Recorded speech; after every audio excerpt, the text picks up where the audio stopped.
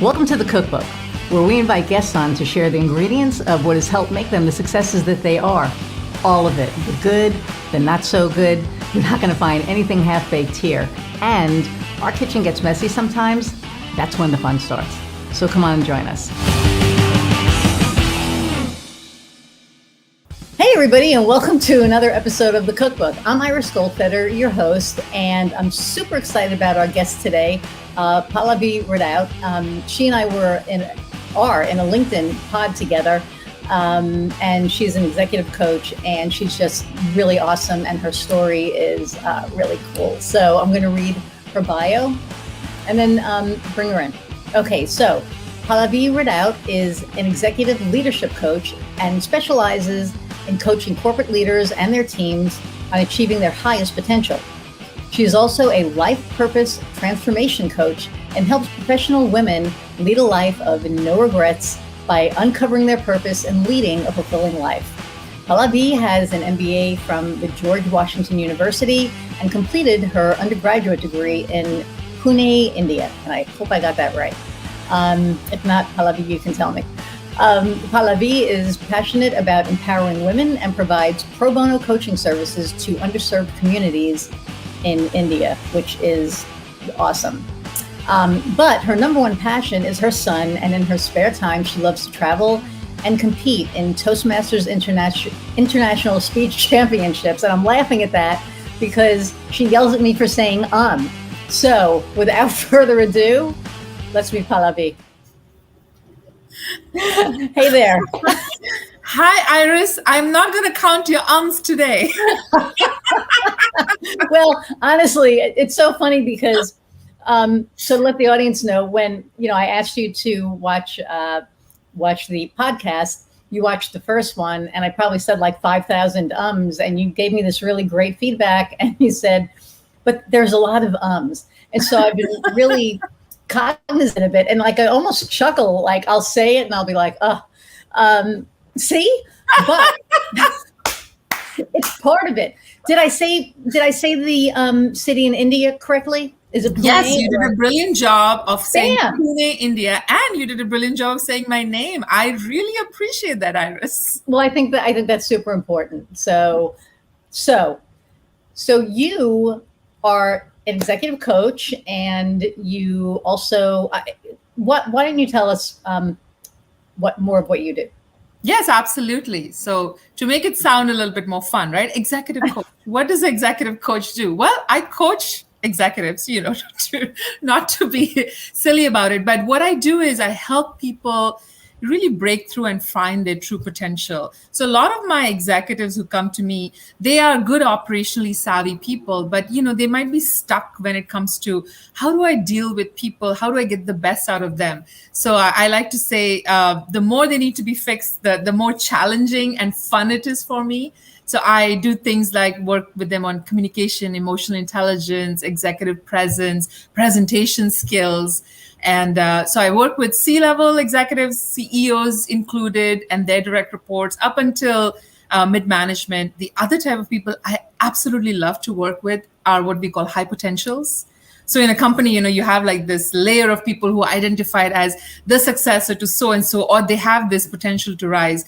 I find they're so hungry. And when I coach them, it's just magic because they're willing to do all the transformation work. So that's what I do from my executive coaching perspective. I also like to say I facilitate very hairy conversations. So what does that mean? So, like corporate, I'll say I facilitate retreats and offsites, but it's all about being that neutral party, and you come in and you understand what the business problem they're trying to solve. And I don't need to know your business. I'm intuitive in the sense that I used to be an executive myself. So I get business. What I come in and I help people talk to each other and not kill each other, but talk in a productive way. Come up with innovation ideas. So I'll do mission, vision, I'll do team dynamics, and I have so much fun. You can throw whatever at me in the room, not physically, of course, but I'll have a lot of CEOs to work with. I've designed the whole 2.5 days, and day one, they come in, within few hours, they throw a wrench in the whole thing and I have to redo everything on the fly. And you know what? That's even more fun. That's even more fun to do. And I love to teach. I run a lot of programs. I recently was invited by Columbia University to come speak at their master's program. And I was like, they were like, do you have time? And I'm like, Columbia, you're knocking on my door. Do I have time? Right. Gosh, Columbia, I have time for you. So that's what I do from a corporate perspective. And with women, I'm very passionate about women leadership development. So I do something called Leading a Life of No Regrets for women. It's a transformational practice. So when you hit your 40s, right, you're going through a transformation. You're like, who am I? What's my identity? What's my legacy? So I help women discover that between 40 and 60 and lead a life of no regrets, a life of purpose. So there you go. That's amazing. And the life of no regrets, women over 40, I think now that is so, I think it's needed anyway, but now in the climate that we're in now, I think that's super important. And I think that it's so needed. You know, there are women that, you're right, they hit, I think that when we're 40, because I'm old as dirt, so you look really fabulous, and you're wise, Iris. Yes, I have definitely lived and learned some lessons. But when you hit 40 and you don't think about it, that's really when things change. For me, my 40s were back then the best years. Because I learned so much. I learned who I was, you know, how much shit I would take from who, right? And you get to a point in life that, and that's just the beginning. Yeah. So then you have the 50s and the 60s and the, you know, and on. And the fact that you can facilitate helping them figure out who they are and what they're going to do at that point, I think is pretty huge. So not who, but of the women that you've worked with, what was your biggest challenge? Like what was the most challenging that you had out of working with a woman over 40 that was trying to figure out her stuff? It's a couple things. One is these self-limiting beliefs women have about themselves. And the second thing is women tend to be nurturers and self-sacrificial. We are just wired to be that way. So they're always thinking about others in their life and how they can continue to serve them, and they put themselves in the back seat. So those are the two biggest challenges. So the first challenge, right? Self-limiting beliefs. Self-limiting beliefs come from the way you were raised, maybe culturally, the way, you know, your parents raised you, or people around you ingrained it in you that, hey, as a woman, this is your place in society, this is your place in family, this is what you should do. Maybe, you know, I come from India. So in India, I was fortunate to be raised by a set of just amazing, amazing parents. But it tends to be a more, you know, slightly more orthodox society. And women are raised to say, oh, you'll take care of the house. You may go work, but you're still responsible for taking care of everything in the house, the family, the husband, the kids, the food, the lunches. And you know, the husband is told, you know, as a man, you have a certain place in the household. And that self-limiting belief, then you're raised with that. So women, when they want to do something more and break out of that mold, maybe they want to start their own business, but that means, you know, more pressure on them, more time they will need to do that business. Then it's like, well, who's going to take care of so-and-so in my house? So that's one limiting belief, right? Like, I'm not meant to do this. I'm a woman. I was raised this way. And there are so many limiting beliefs that come up. So how come, just to kind of, I think that drives me insane. Actually, it doesn't. Not I think. Why? How come the guy is like the king of the house? Why isn't society built around pampering the woman? Why can't the woman go to work and the guy have dinner and all that shit waiting for her when she gets home, and him take care? Shit, she does the job of popping the baby out. Why can't he take care of it? Right? I mean, it's such a big job, such a painful job.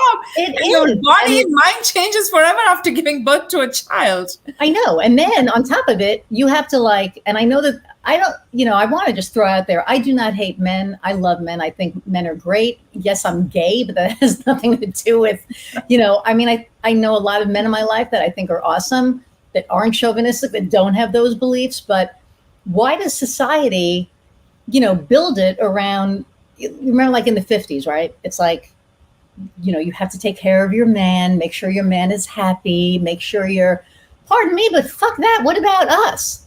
And that was in the 50s. And now it's 2022. And there are still some people out there that Yeah. believe that. Yes, unfortunately, that is true. Unfortunately, in certain parts of the world and even in America, right? America, There yeah. are these beliefs. My that- voice is getting higher because I know. Not passionate about this at all, Iris. no, not at all. So it's remnants. Part of it is a power play. Part of it is just men's limiting beliefs, right? Because they were raised a certain way. And it's hard when you don't see a good example, a role model as you're growing up. But I have to say, I have a really great set of friends, good family members.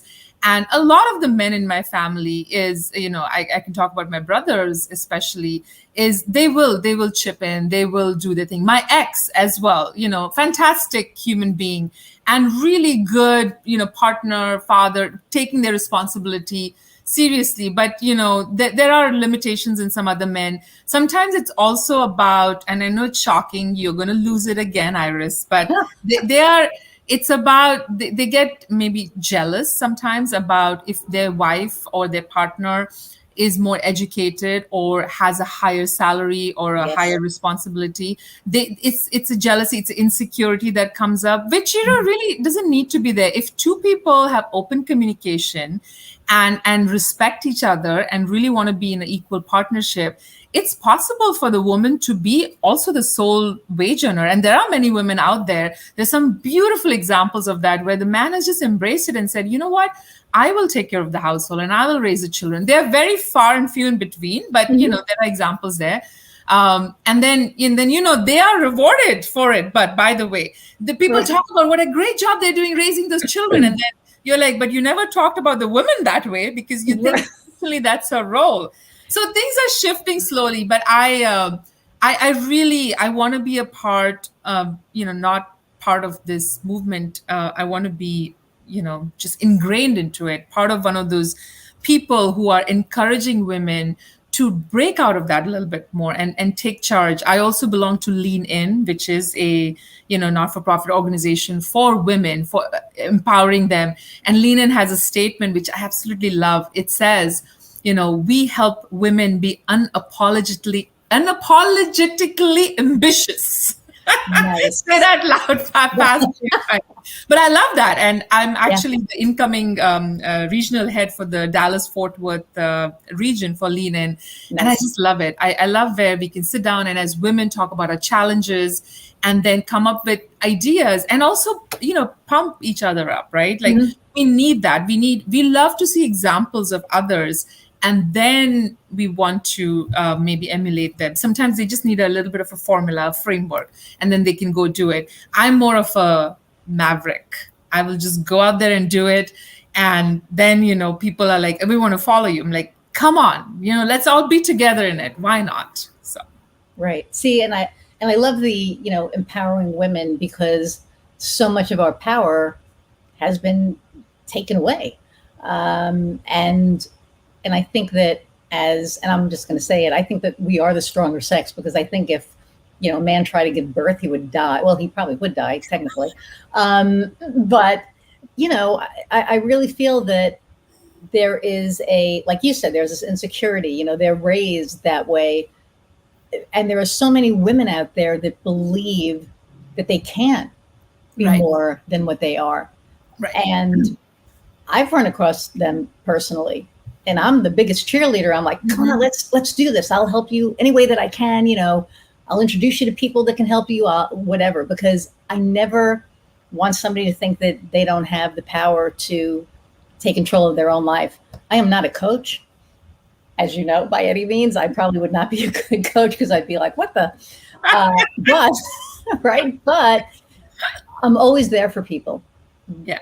Because I think it's important that women realize we have a voice. Yes. We have a strength that is downplayed in society. And we need to take control of that. And the fact that you're, working with folks doing that I think that's amazing. So, so what made you decide to become an entrepreneur? Like, because you said you were an executive before and now you're working on your own. So what was the impetus or the catalyst to make you become an entrepreneur? Ah, there was a lot of drama that drove me to that. Well, that's what this is about, right? Kitchens get messy, so there you go. Yes, yes. Yeah, so my stories where one needs to pay attention to what is happening in one's life and take action in a timely manner. So what I mean by that is so as I mentioned, I was raised by two amazing human beings, and one of them, my dad, was a CEO of an organization in India. And I'm very much like my dad. And you know how kids, when they grow up, they want to be like their parents. And that was kind of my thing. And I was like, I'm going to be a manager, right? When I was a little kid. And eventually, I realized I have those traits and the capability to become that. And my dad always was like, I think I'm going to see you at a very high level in an organization. I went and got my MBA, and it was always a thing that I'm going to just rise up in the ranks. And I was rising up in the ranks. And when I was being groomed for a top level, position, like leading HR, I had this aha moment that I no longer wanted it because I understood the implications of that. And it was kind of work that I didn't enjoy. So what I was doing so far up until that point was I was managing, it's called global talent management. So what that means is the employees in the organization, are we taking care of them as individuals? Are we giving them the right learning opportunities, whatever you call it, training, development? Am I providing coaching for all the executives? Are we rolling out programs on, again, conflict management, all the soft skills, right? That makes us even more successful than just having that college knowledge or the theoretical knowledge. Right. And I was enjoying that, performance management and succession planning, for those of you who might be familiar with these terms, doing all that. And I'm an achiever. So no matter what you give me, I'm very responsible too. So these are like strengths finders, strengths you have. So it's like my boss would throw that to me. My CEO would throw a challenge out to me, and they turn around within a few weeks, it's done. It's like, okay, what else? Let's go. So they see the potential, and they're like, we want you to, look at like what would it take to lead this whole HR place. And I was just like, oh no, that does not align with my purpose. Right. My purpose is to bring the best out of people and do the one-on-one work to impact them. By looking at this overall, leading HR, there are so many other things that go into play, which I just didn't care for. So I had to acknowledge that, right? You have to play some politics there, and you have to, layoffs and some operation stuff. That's just not me. So I started getting disgruntled for 2 year. I would sit in my car and I would take deep breaths. I was so anxious going to work. Wow. Because I was like, I cannot do this. And then the amount of work I had was just stressful. So I was managing 34 countries. Wow. And 34 countries. So, right. So my calls would start early in the morning. They would end really late at night. And I was not present for my son. So the proudest achievement of my lifetime is my son.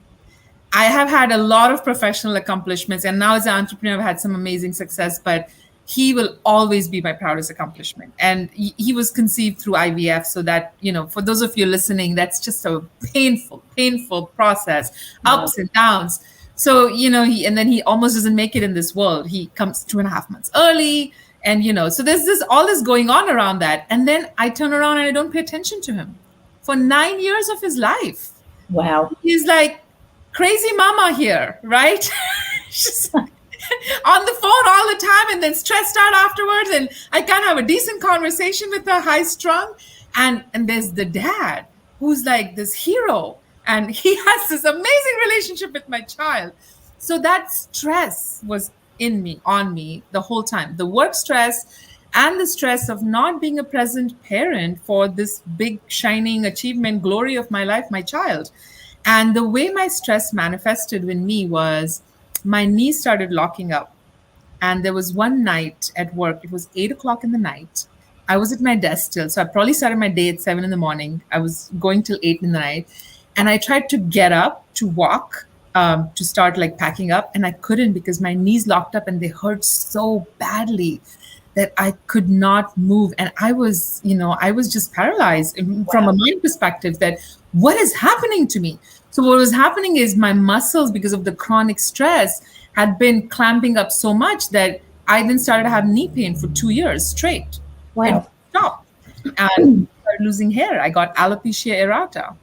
Yeah, I know. From stress. Yeah, for stress. For those of you who may be just listening to this on the audio, Iris's jaw just dropped to the floor. Yes, it it did. Thank you for that visual. I appreciate that. Yeah. But that was me. I was like, I didn't understand what was going on. Wow. So what was going on is there was a misalignment of my purpose to the organization's purpose. I work for a fabulous company. I work for amazing people, from the CEO down to my boss and, eventually my replacement who was brought in and my team. I liked the people, but I didn't like who I was becoming. And I didn't like the fact that I wasn't able to live my purpose. The other thing I wasn't able to do, which is, I think people should pay attention to this, is I wasn't fully operating from all my strengths.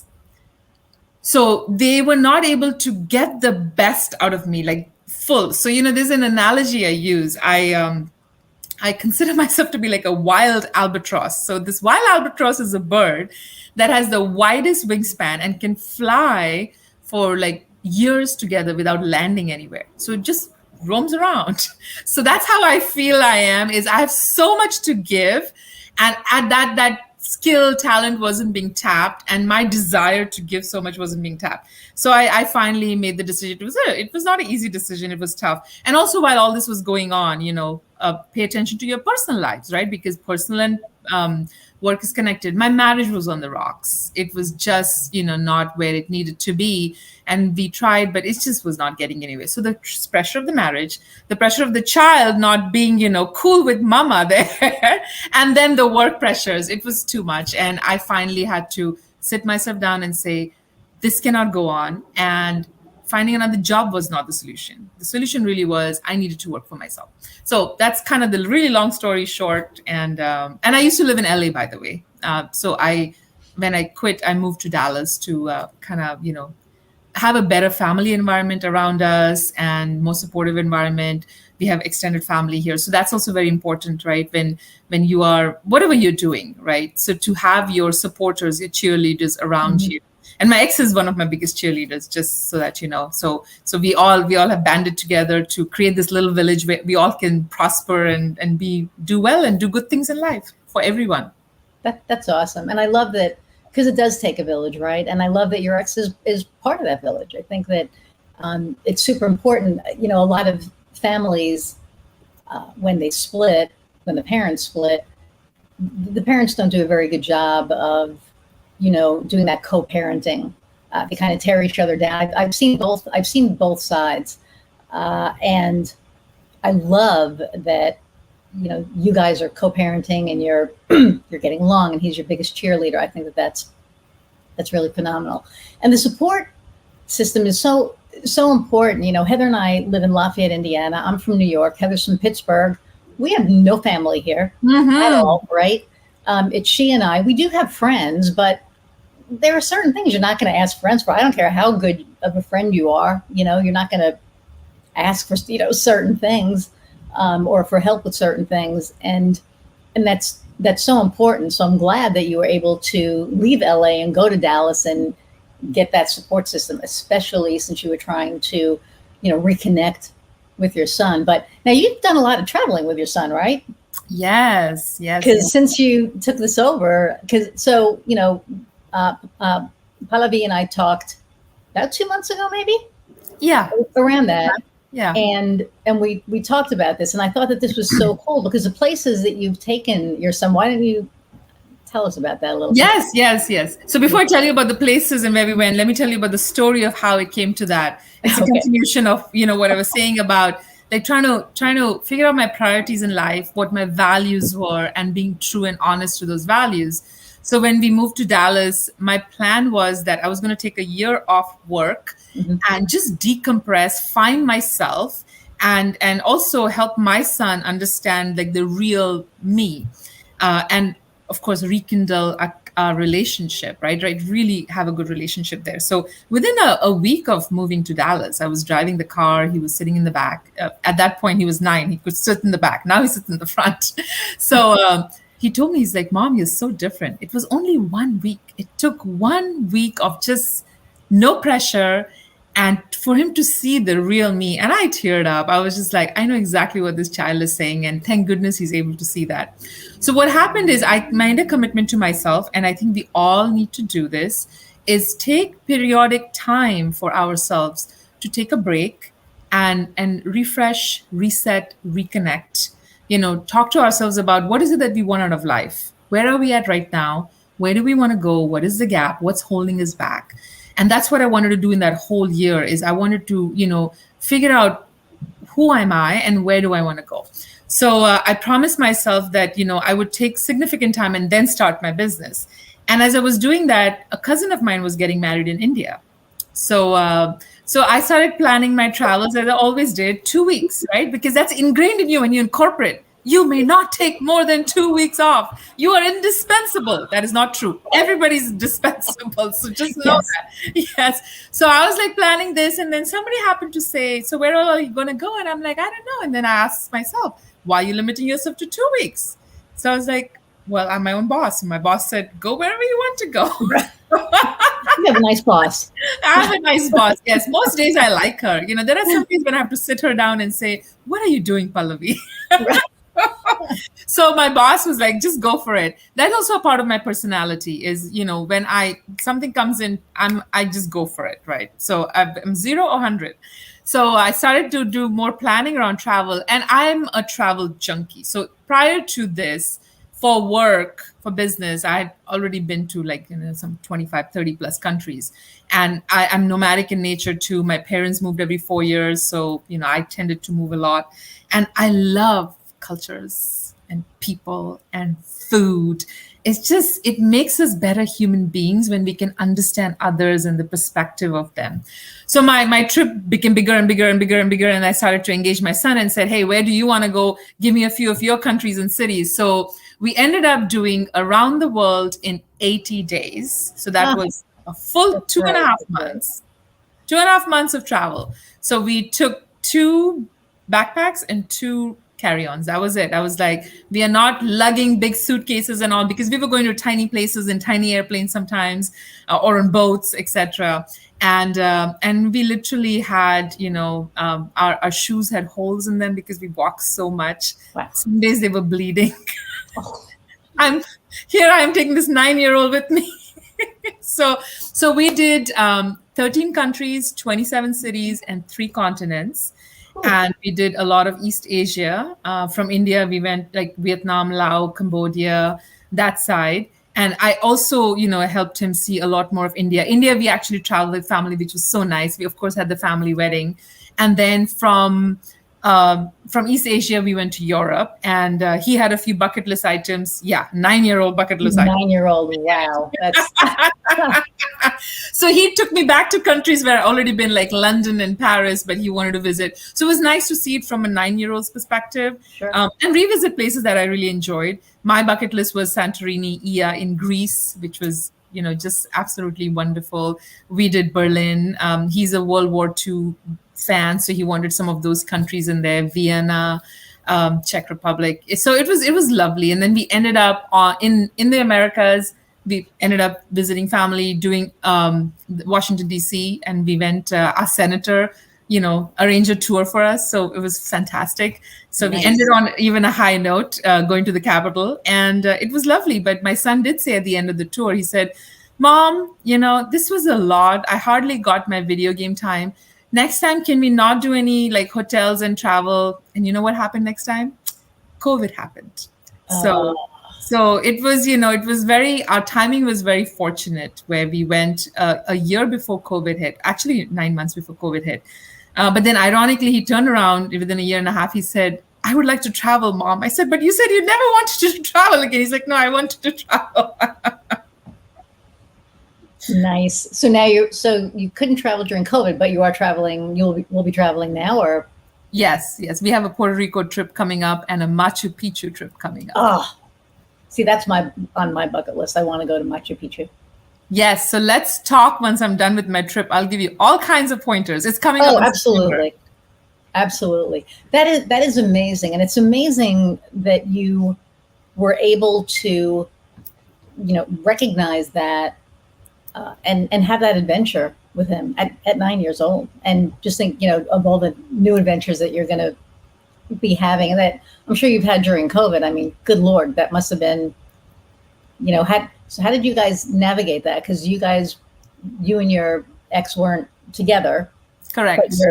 But you're both in Dallas, right? Yes, we're both in Dallas. So, yeah. Okay. Yeah. Okay. Yeah. So how did we navigate it? So first of all, just to kind of finish the story, the bond between me and my son, thanks to that trip, is just, it flourished. It just grew so much. And I got to see a side of him that I had never seen, and he got to see, sides of me that he had never seen.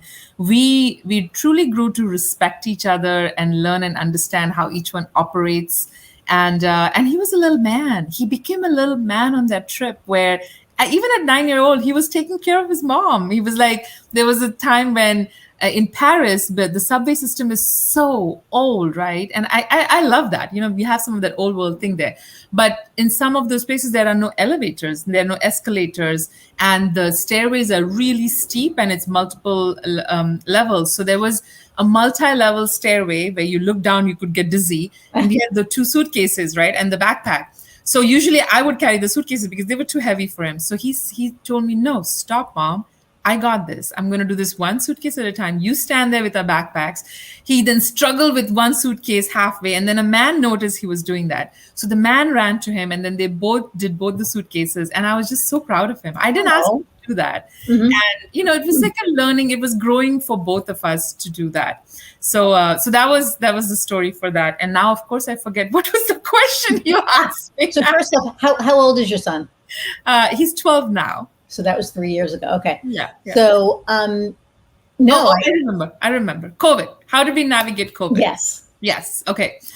So we, like everybody else, right? Everybody was shocked and surprised with what happened, where all of a sudden the rug was pulled under us, right? And everybody had to stay at home and do Zoom, etc. So for me, I'm a person who always looks at the glass half full. I always look for opportunity whenever there is a challenge, right? There's always something we can do. So in my coaching practice, a lot of times I'll talk to my client about your sphere of control. So, we have a sphere of control, and then around us are things we cannot control. So we all as a family, we kind of, sat down and we talked about what can we control, what can't we control. So the things we could control were very high quality time experiences. And during COVID, my niece unfortunately had an accident, and she had to be in the hospital for about over a month. Mm-hmm. And the father and mother had to take turns because they won't allow both parents at the same time. Actually, more than a month. So I had my nephew in my charge then. So there I am with these 2 boys who are the same age, just hanging out at home all day long. So we started a practice of going on hikes early in the morning. So I'm going on hikes with these 2 10-year-old boys who in the beginning moaned and groaned and complained. And eventually they were like, let's go. It's 6 a.m. We're ready to go on a hike. So nice. So we started doing included practices like that. We would play, the neighborhood kids would kind of come, and we would maintain our distance, but play games outside. So that's what you do. And I also reached out to some colleagues and friends who I knew didn't have like support and family. And we started this practice of, when I say we, it was my brother, sister-in-law, and sometimes my ex. We would bring out chairs this is Dallas, Texas, right? So you have lots of place you have in the driveway. So we would have driveway gatherings, but with really a lot of distance out there. Yeah. And, people would wear their masks, and people appreciated it. They would ask, hey, when is the next kind of, driveway gathering happening? And that's how we maintain our sanity. We reach out to older family members and friends, and sometimes help them out with whatever they needed. So that's how we kept our sanity. Nice. That's awesome. So now, if you were an entrepreneur, or if you weren't an entrepreneur, you might not have been able to have that freedom, right? Even at a high corporate level. So, okay, so you went from corporate to taking a year off to becoming an entrepreneur. There are a lot of people out there listening, and this podcast is for people who are thinking about becoming entrepreneurs, seasoned entrepreneurs in the C-suite. and really anybody who wants to listen. But those are the people I think that would get value from these conversations. So for the person who's in a job that they hate and they want to leave and they're thinking about becoming an entrepreneur, or just somebody who's just, has that entrepreneurial spirit and they've never experienced it before, or they've never thought that they could do it, or thought that they'd be ready to take that step. What advice do you have for those folks? All right. Lots of advice. The first thing I would tell you is probably don't do what I did, which was I just gave notice. I did not have a plan in mind.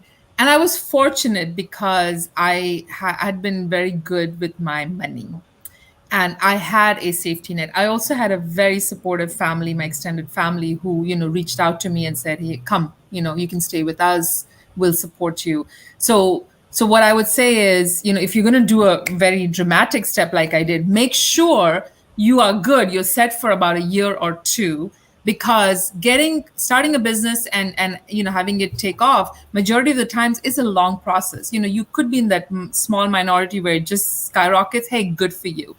But the first thing is know that you have some level of support, financial stability, etc. Because there are many unexpected things that can happen as you start your business. So at least 1 to 2 years of savings, backup support, or maybe another spouse who has a job, then you're good.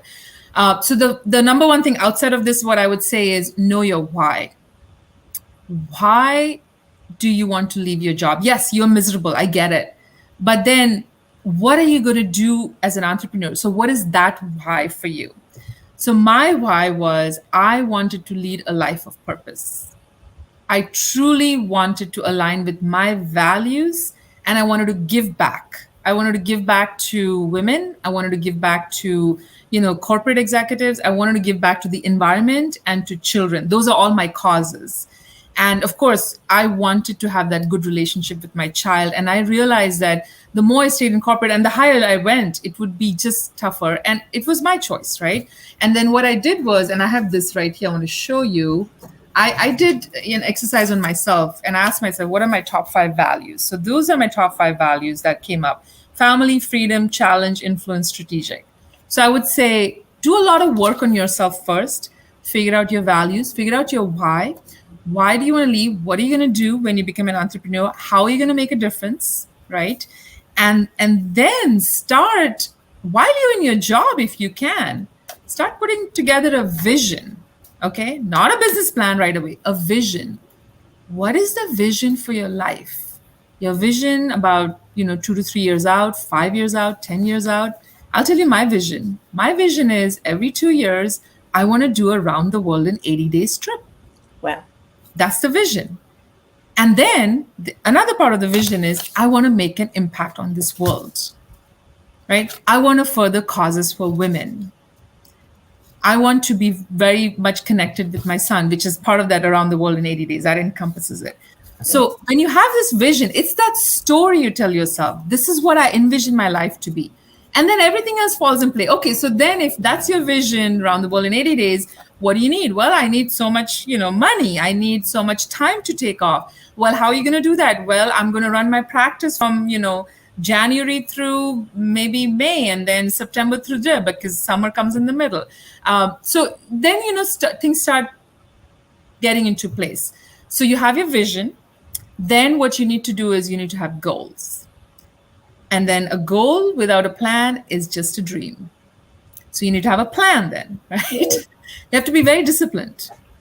Being an entrepreneur is about discipline. Mm-hmm. I don't have that much discipline. Let me tell you that, Iris. And I think you and I are on the same boat. We've had this conversation. I have like zero. I mean, the fact that I can run my own business and not be homeless is like, it's a miracle because, I don't. Nah. Yeah, but look, it's a miracle because you want it so badly that you then say, let me understand what my strengths are. Let me understand what my gaps are. Right. And then you work on that. You become very conscious. You become very intentional. And then if you need to, you find help. You find people who are good at what you're not good at. Just like, in leadership positions in corporate, it's the same thing. Surround What makes yourself. somebody a good manager, right? Is you know your weaknesses or the things that you could be better at, and you surround yourself with the people to fill the gaps, and then you have a really good, cohesive, strong team. I mean, absolutely, yeah. So it's a process, right? So be very clear on your purpose, be very clear on your values, your why, understand your strengths. Do an exercise on yourself. 80 years, when I'm 80 years old, what is the kind of life I wish I had lived? And then make your way back from there. So that clarity will then lead you into, whatever business you want to start. And there are a few other things which I'm sure will come up in the next few questions, but I'll end it. No, I think that's really good advice. A lot of people come on and they say, have your money, have a plan. And some people can't. Some people, somebody may get fired, and rather than find another job, which is, what happened to me the second time around, I was like, I'm not going to collect unemployment. I'm going to start a business. Okay.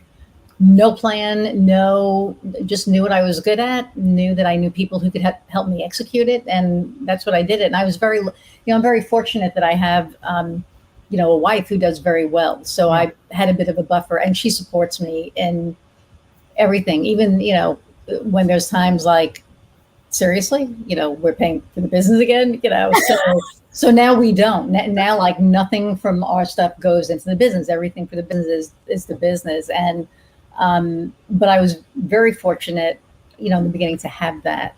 Yeah. And there are people out there that don't. So, okay. So now, there's seasoned entrepreneurs that are listening to this. And we've all gone through a struggle. We've all, had that moment when we were doing this that was like, holy shit, what am I even thinking? What makes me think I can do this? And, I know that a lot of people listening to this are people who are entrepreneurs, and they started their business 5, 6, 7, 8 years ago, and they've gone through struggles. But there's always, when you own it, there's always struggles, right? There's always obstacles, and there's always lessons that need to be learned. For that, what's a struggle that you had to overcome to be able to become an entrepreneur? Because we didn't talk about your road to entrepreneurship. We talked about your year off. So when you decided to become an entrepreneur, you had your vision, and you had I see I'm freezing on here. So how did you start that? So you cut out a little bit, Iris. I think you're saying, how did you start your business? Is that what you said? So yeah. So what was you took your year off, right? Mm-hmm. You took a year off, and then you started your business. So did you know what you were going to be doing? Did you have a clientele lined up? How did you fill your pipeline in the beginning? And then after you answer that, for a seasoned entrepreneur, what struggles are you either going through now, or have you gone through as a seasoned entrepreneur that can maybe help them through? Yeah, certainly. So I'm in year 3 of my business, and touch wood, I've had some really great successes. So let me talk about year 1, and then I'll come into year 3 here. So year 1, I came in knowing fully well, year 1 was all about infrastructure setup. It was all about putting the right systems in place, getting the right networks going in terms of people. And also for me to work a little bit on myself and figure out, are there any certifications I need, or what else are people looking for in individuals like myself? So for me, coming from corporate into entrepreneurship is a very, very interesting and jarring journey, honestly, right? So I'll give you a simple example. And it's just mind-boggling how simple it is, but it was such a big problem for me. So in corporate, my calendar was filled by other people. So there was not a single day where I had a single moment free on my calendar because I had all these projects going on at all times. I had a great team of people who, they had maybe their one-on-ones or they needed to check in with me. I had my client groups, which is my executives, or the other 34 countries and executives there. So always somebody or the other had something on the calendar, and things were chugging along on their own in a way, right? Yes, we have your goals and all, but it all lines up. As an entrepreneur, guess what? There was nobody putting anything on my calendar. No, no, you got to fill your own calendar. You have to fill your, for sure. Yeah. and that Wow. was such a struggle for me, So I had to learn what it would take to fill my calendar, starting from very simple things like discipline. What time am I going to start work and what time am I going to end work? I'm an entrepreneur. I can start at noon and I can end at 1. Who's going to say what to me, right? But then that's not going to pay the bills. No. So then on your calendar, then what goes in there? How do you divide your time? Because you're working on the business, working in the business. What do those activities look like? So when you're starting out, in the beginning, you're going to have a lot of time, right? So you'll obviously focus your energies on certain things. But as you get seasoned, you need to start looking at chunks of time when you are very disciplined. So I'm going to go back and forth between, starting the business and seasoned entrepreneurs. Mm-hmm. So this is for seasoned entrepreneurs. You have to be very disciplined on the time you block to work, let's say, on the business. So for example, what's your marketing strategy look like? Do you need to refresh it, right? So are you setting around chunks of time on your calendar to say, let me do reflection on that. Let me do an analysis. If I'm doing LinkedIn posts, am I setting aside time to do the LinkedIn posts? Am I monitoring that? Am I responding to that? Or billing. If you are a one-man shop, like right now, I'm a one-woman shop. I'm getting help shortly here. But then, when do you do your billing? What about those networking calls with potential clients or, business development? You need to have discipline and put those chunks on your calendar. And then when do you do the actual work itself, right? Actual work should take up more time. All this should take up lesser time, but it still takes up time. Mm-hmm. The other thing I would give seasoned entrepreneurs is have solid systems in place, and if you find that a system is not working, don't wait for too long. Go ahead and figure that out, whatever that system is, and work on it. And those are some of the mistakes I made, and I'm still continuing, right? Year 3, I'm now revamping a lot of my systems and paying attention to them. I let them be for a bit, and I was paying a lot of money. Like, for example, if you have a landing page you're using, or you're using this marketing service or a texting service. So then I had all these things that were, I was no longer using them the way I was, but then I couldn't break the system because everything would fall. So I just let it go for a while, but I was paying a lot of money for it. So now I'm in the process of reevaluating all those systems. For the newer people, you have to be willing to work harder than you ever did in your entire life. So if you thought your corporate job was demanding and you were just tired of it, welcome to the even harder work of entrepreneurship. Yes. You gotta love what you're doing, or you have to have a very, very serious, a compelling reason to be in business and have that in front of you front and center. So when I first started working, I was doing 12, 15, whatever hour days in my entrepreneurial journey, but I was very cognizant of that family time that I had committed to. So I would make chunks of time in the middle of my day, because I can control it, to have quality time with my son. That was my number one thing.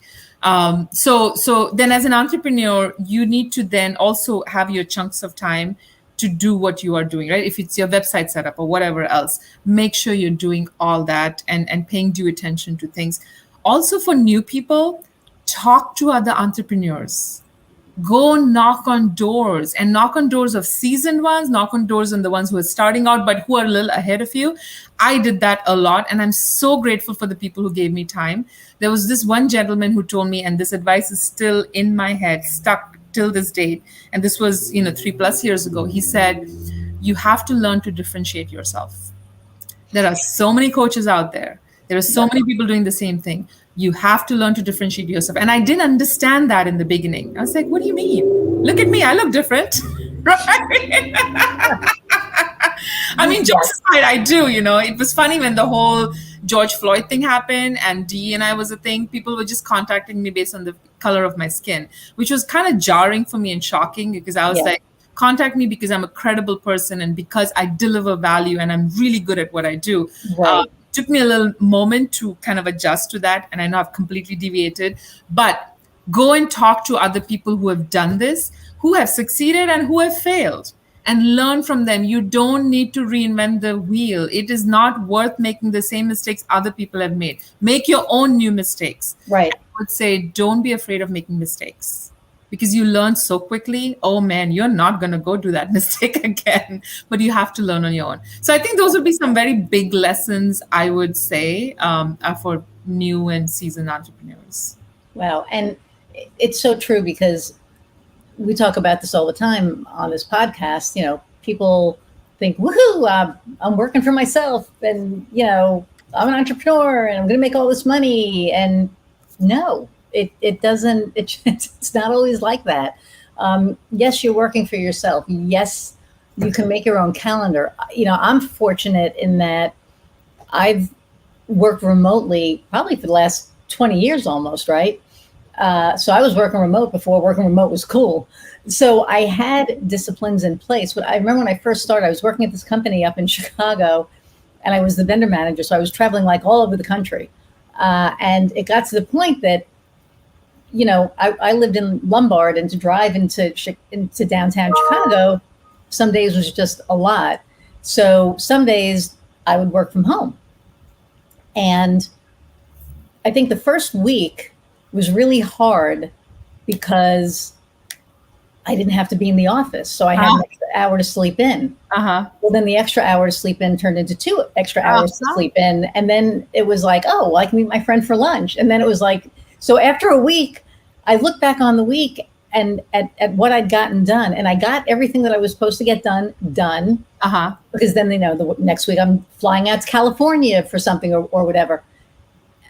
And I got back from California and I said, okay, the week before I left, I got everything done at 8 o'clock at night, 9 o'clock at night, 10 o'clock at night. I can't work like that. No. So I was like, okay, I'm supposed to be in the office at 8 o'clock. I'm going to be in the office at 8 o'clock. Yes. And so I set the alarm for 7:30. I got up, I took a shower. I didn't have to drive into work. So, had time for whatever. And then 8 o'clock, I started working. Yep. And at 5 o'clock, I was done. Some nights I wasn't done till 6 or 7 if we were, getting somebody new in. But, and I started that discipline back then. So I've been doing this for a really long time. It's not easy. And it's also you work for yourself, but you also work for your clients. Yeah. And you're working on your client's schedule, not your schedule, as much as as much as we can control that. If a client can only meet at a certain time, well, then that's when you're going to meet, right? So, I had a client who was she was in vacation on Hawaii, but we needed to meet. And so 6 o'clock at night for her was midnight here. Like, I didn't realize that was the difference. So I said, oh, we can meet at 6. Yeah. And then it's like the day of the meeting. And I'm like, in the meeting at 6 p.m. And no, actually it was at 3 p.m. because I thought that they were on Pacific time because I'm a dumbass sometimes. And then I was like, oh shit, this isn't until midnight tonight. So, but it was fine. I had the meeting, everything was fine. But so, people also need to realize that, you're not always on your own. Right. Your own clock and yeah. So flexible. So Iris, can I say something here real quick? I think you made a really very, very important point. Is as an entrepreneur, you have to have that discipline on when you're going to start your day, when you're going to end it, but then have that flexibility. So that was a part of my struggle. And I want to share, can I share like a technique? Yeah, absolutely. Okay. We have time and you have, you're good. Yes. I'm watching the clock for you. This is probably going to go over an hour, but for you, you'll get out of here on time. Okay. All right. Awesome. So thank you for sparking that thought when you said the 8 to 5, right? You could work 8 to 8 as an entrepreneur. That's up to you. Make sure you take your breaks and all that stuff. But the most helpful thing for me, and then I started incorporating this into my coaching practice, And when I run my programs for leading a life of no regrets with women, I teach them this technique, and it is a brilliant technique. It is by no means my technique. I have robbed and used it and duplicated it from other amazing people. But I don't know if I have it here, but I will. I don't have my notebook. I was going to do a show and tell, but here's what it is as an entrepreneur, especially when you're starting out new, but this applies to seasoned as well. I mean, at any point in your life, what I do is, in order to get disciplined and figure out the direction I want for the week, what I do is on Monday mornings, you can do this on Sunday if you want. This is called the power hour on Monday. You can do a power hour on Sunday night. You sit down and you look at your week and you say, what is it that I want to accomplish in this week? So come up with 3 big things, or 3 things, if you want to call it. Like, these are your goals for the week. Now, of course, this is tied to your bigger goals and it's tied to your vision, right? So it's like a big picture that's broken down into the week. So you say, what are the 3 things I'm going to accomplish for this week? Write that on top of your page, my goals for the week. Then what I do is, and I do this manually, I do it on a piece of paper, because I just find it very cathartic when you write things down. Your brain connects with you on a different level than you type. So just know that it's just human basic nature for us to connect better when we write. So you write down and you say, okay, on Monday morning, what time am I going to start my day? And you write down, okay, then this hour I'm going to do this. This hour I'm going to do this. This hour I'm going to take a break. This hour I'm going to connect with my client. Whatever it is, your day is mapped out. Then at the end of the day, you check in with yourself. And I love to do the check marks or the crosses. And you say, I did that. I didn't do this. Don't beat yourself up if you didn't get to something. Have a very objective conversation with yourself and say, what got in the way and what can I do differently tomorrow? What additional resources do I need? Did I get in my own way? Then what can I do about myself, right? So, and then you do the Tuesday, if you want to do it on Tuesday, Wednesday, or you can do it in advance. I do it every day because, then you can have some rollovers. And then at the end of the week, you evaluate, did I meet those 3 big goals? And then how did I do? So I have this visual, and sometimes it's not very pretty, but I have notebooks and notebooks and notebooks of this, and I can go and see the patterns. So I went from working 12 to 15-hour days to now I kind of do 6 to 7 hours now. I don't tend to do more than that because I've got my systems in place, and it's just your growth as an entrepreneur. But I find that system to be so helpful, and so many people, I have coached them, they use it, and you can use it in any aspect of your life, not just as an entrepreneur. So do you want to map that out on like a white paper or something, and we can use that, like people who listen to this episode, they can go to my website, which is the cookbookpodcast.com, and they can download it. And we can direct them to your website as well, where they can download this. And it'll be like added content for people who were listening to this. It will be. Here, let me show you a visual. It's horrible, but look at the visual. Oh my goodness. Okay. So for people who are listening, holy shit, there's like a lot there. I would cry. I don't think I'm that disciplined. And honestly, Iris, I'm with you because we've already done this, right? We have similar styles.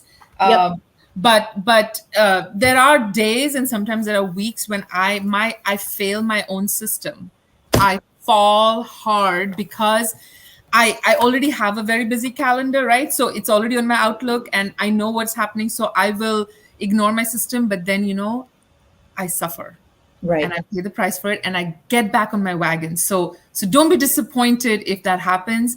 Just give yourself grace and you can get back on it. But I like your idea. I will map out on a clean piece of paper and you can put it on your website. There you go. So, when you said about being different and having a differentiator, and we have like a couple of minutes left. So I'm going to ask you 2 questions. One, what is your differentiator? What makes you different from the other coaches? We've had a couple of coaches on here, and everybody has something different. So why is somebody going to want to work with Pallavi as opposed to another coach? What is the thing that makes you stand out and different? Yeah, so there are I'll break it down into the corporate world and then the leading a life of no regrets practice, and some of it kind of blends. So in Mm-hmm. the corporate world, what differentiates me is I have been in the trenches where these executives have been. That's number one. But the biggest thing is I bring what I call is my challenging style to the table. So when I'm working with my clients, I have this ability to look through and tell where you're holding yourself back, where your self limiting beliefs might be. And I am not afraid to ask that really difficult question for you to think about and ponder on. I was also raised to be an egalitarian type person, which is egalitarian means you treat everybody the same way. You respect whoever the front desk person you come into, or the service staff that's there, or the CEO. So no matter who I talk to them the same way. And that's what makes me successful is when I talk to my CEOs, I'm talking to a human being. Right. I'm not, sitting there and, then what do you call it? Oh my gosh, the word, like, is it pandering or is it like, being very subservient to people? Oh, okay. That doesn't Right. come into play. I think I Pandering, I use think. Yeah, that I word see what right. you're saying. Yeah. So, and I bring my whole self into the practice where we talk about a lot of purpose stuff because a lot of people who are in leadership positions are thinking of legacy and purpose. So we talk about that. So that's the differentiator in corporate is bringing that challenge to the table for them. And when you're working with a coach, make sure they're credentialed, right? Some kind of credentialing. So I was very appalled when somebody told me first time you should have a credential, and I was like, what do you mean? I have all this corporate experience and I was being tapped to be like this high level position in HR. And once I got my International Coaching Federation credentials, I understood what it takes to become credentialed, the Wow. discipline one needs, and how much you can learn. I mean, it was a humbling process, and I continue to learn and get my hours. So make sure you work with the experience as well as a credential coach. In my leading a life of no regrets practice, what differentiates me is that whole philosophy by itself, right? Mhm.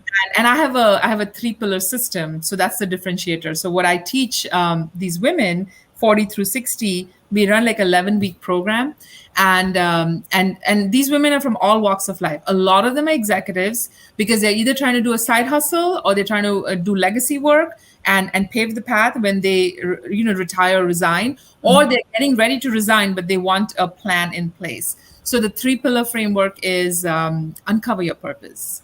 So I truly believe each one of us has a purpose within us. So I don't say discover your purpose, it's uncover your purpose, right? Know your why. Second thing is we create a winning mindset. So what is it going to take for you to get past those limiting beliefs, that winning mindset? And the third one is taking courageous action.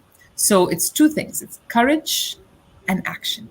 So I help them come up with a very detailed plan, that could be a few months, few years out there, and I have some amazing women who are doing incredible work based on that. So that's my differentiator is, and I bring my whole authentic self to the table. What you see is what you get. There are no games, there are no. Right. Right. So there you go.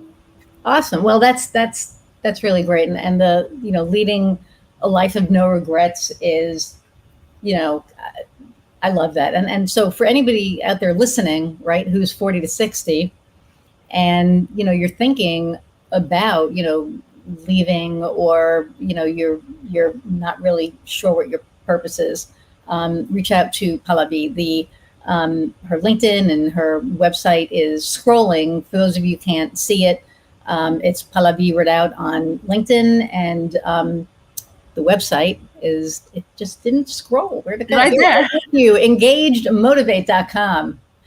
No, engage leadmotivate.com. Leadmotivate.com. Okay. Yeah. I can't even read my own prompt. So, and so first off, I want to thank you for taking time out today. I know, everyone's time is valuable, and, I really appreciate you taking this hour and change. Actually, it's been way more than an hour. I know today, to talk to me and to talk to my audience, and hopefully they become your audience as well. and hopefully, people will hear about you and want to work with you. So the last question that I ask everybody is, and I think we all know the answer to this because you've said it, but what lights your fire? What are you passionate about beyond anything else? You know what lights my fire is the desire and the ability to lead the type of life I want every day.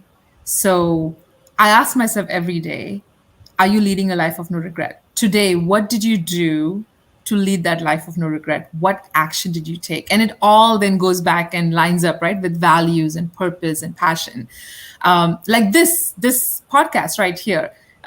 I enjoy your company, right? Let's get that straight. Right. we connected. We are kindred spirits. We You know know, that. we did. Yeah. But even this podcast, right? How does it align with my activity for today? And is it just a, hey, I like Iris, let me talk to her? Well, it's part of that, but part of that is then talking to people who want to live that fire, who want to, say, I want to be proud of what I did. And I want to spread that message to everyone to say, don't be afraid, take that chance, take the risk. And to me, that's what lights my fire, is the ability to light other people's fire. And I'm not afraid to speak and share my story and the details, because some of it is, it's not the best, right? It's like you've gone through these struggles and you've had these failures and, you decided to exit corporate. So it depends on how you look at it. It's like I took charge of the situation and I said, this is the kind of a life I want to lead. And so the ability to lead that kind of a life, the ability to go to Machu Picchu in September. I mean, oh my gosh. I can't wait for pictures. Oh my gosh. I want to see lots of pictures. Yeah. So I don't know if you have my number. I will text you my number so that you have it. So you can text me the pictures from. Oh, absolutely. Yes. It's a 4-day, 3-night hike. So wow. Good Lord. Okay. So I will live vicariously through you. And you can tell me how that was. So thank you again for being on and sharing your story and your passion and just you. Thank you for sharing you. My pleasure, Iris. I appreciate it. And yes, thank you for having me on your show. Oh, absolutely.